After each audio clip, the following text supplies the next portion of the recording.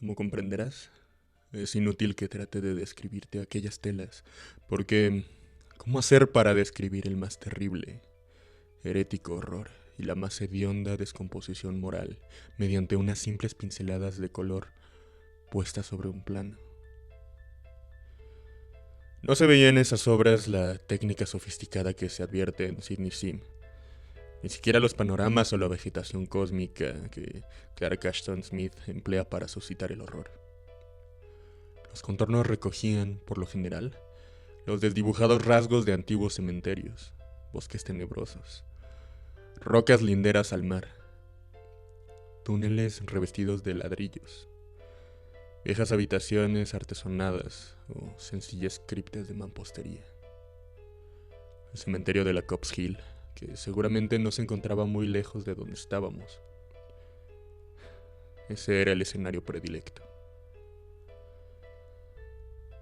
La locura y la deformidad se cebaban en las figuras de primer plano, puesto que, como sabes, en la pintura de Pickman predomina un satánico retratismo. Ah, Las figuras no eran del todo humanas, más bien intentaban acercarse a diversos grados de lo humano. La mayor parte de los seres, apenas bípedos, ostentaban un aire canino. Me parece verlos, sus ocupaciones. No me pidas precisión. Por lo general se hallaban alimentándose. No te voy a decir en qué consistía su alimento. Algunas veces se agrupaban en cementerios o pasadizos subterráneos y de vez en cuando se disputaban su presa. O, para decirlo mejor, su preciado botín. Y sobre todo, esa maldita expresividad que Pickman sabía insuflar a los cegados rostros del macabro botín. En algunos cuadros las criaturas saltaban a través de una ventana abierta al corazón de la noche o anidaban en el pecho de algún ser durmiente para entretenerse con su garganta.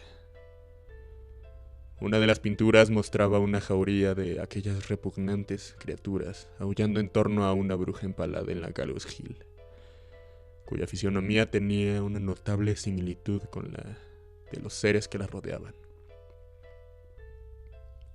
Sin embargo, no debes creer que lo que me impresionó hasta el vómito fue la temática de aquellos cuadros. No soy un niño y, por cierto, que he visto cuadros parecidos muchas veces. Fueron los rostros, Elliot. Aquellos rostros que parecían escapar de la tela, movidos por un hálito vital. En este mismo momento podría jurarte que estaban vivos. Dame otro trago, Elliot. Recuerdo una tela llamada La Lección. Dios mío.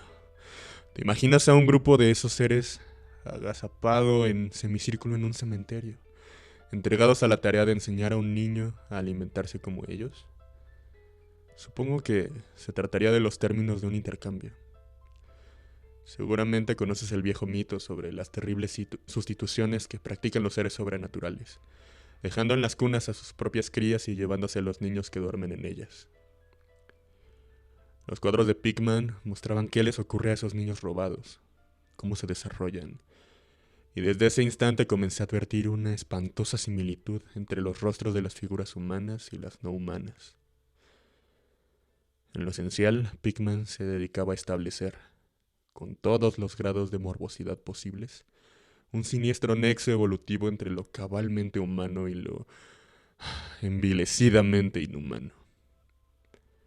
El origen de los seres caninos eran seres humanos. Me pasó por la mente la incógnita de qué sucedería con las crías que dejaban en las cunas a modo de trueque, pero un cuadro que de pronto quedó frente a mis ojos me ilustró sobre ese tema. La tela representaba los interiores de una casa puritana, ornada con muebles del siglo XVII, y una reunión familiar en torno al padre que leía las escrituras. Todos los rostros, a excepción de uno, transmitían integridad y solemnidad. El diverso exhalaba la más repulsiva mofa. Se trataba de un joven, por lo que podía inferirse hijo de aquel piadoso padre, aunque Su hermandad con los seres infrahumanos era indudable. Era el producto de uno de aquellos trueques. Y en un impulso de ironía superior, Pickman había conferido a las facciones del joven una estremecedora semejanza con las suyas propias.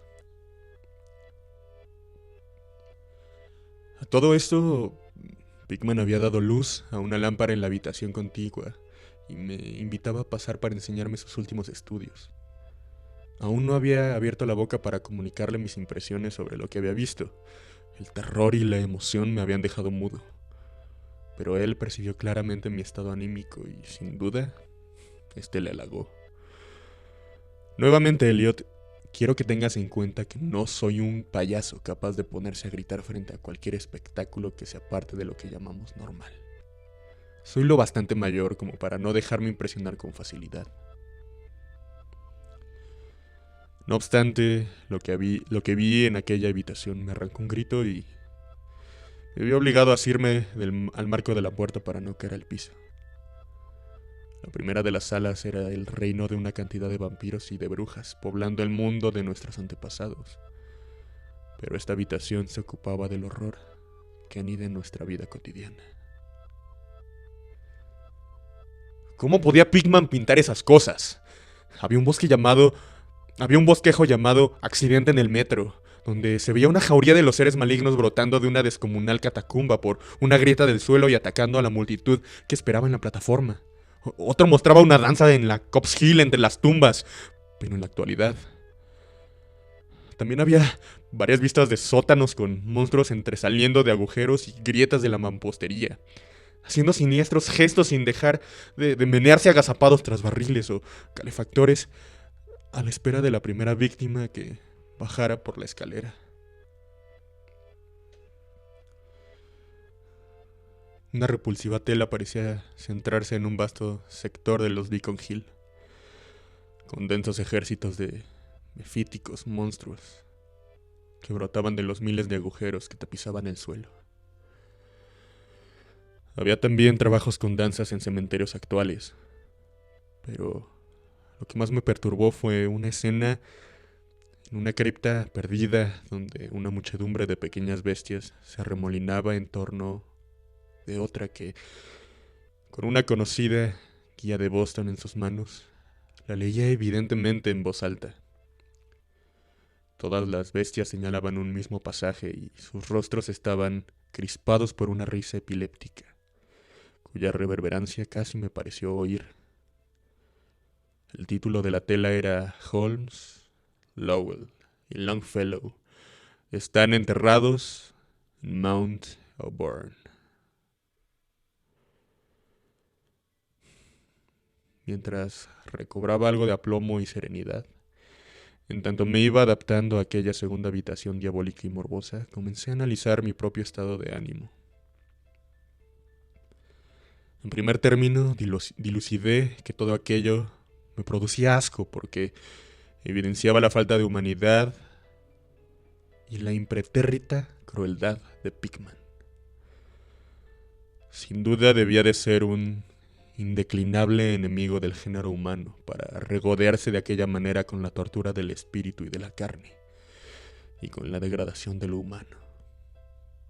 En segundo lugar, toda aquella pintura era aterradora debido a su propia grandeza. El suyo era un arte que persuadía. Al mirar sus cuadros veíamos a los demonios en persona y, por supuesto, nos inspiraban miedo. Y lo más curioso de todo era que Pickman pintaba de un modo lineal, sin recurrir a ningún truco o efectismo, sin difuminaciones de la luz o distorsión de lo real. Los perfiles eran nítidos y los detalles eran lamentablemente definidos. ¿Y qué decirte de los rostros?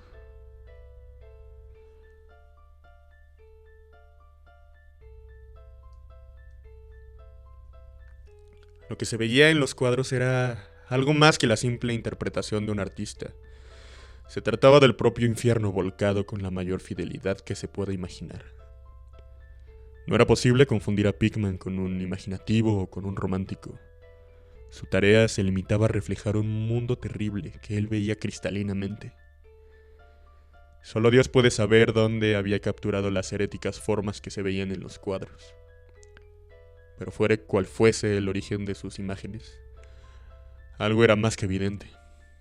En cuanto a concepción y ejecución, Pickman era un pintor realista y casi científico. Más adelante bajé tras mi anfitrión al verdadero estudio, que se encontraba en el sótano. Cuando alcanzamos el pie de la escalera húmeda, Pickman concentró el haz de luz de su linterna en un rincón, donde se veía un círculo de ladrillos que marcaba evidentemente un pozo de gran dimensión excavado en el piso.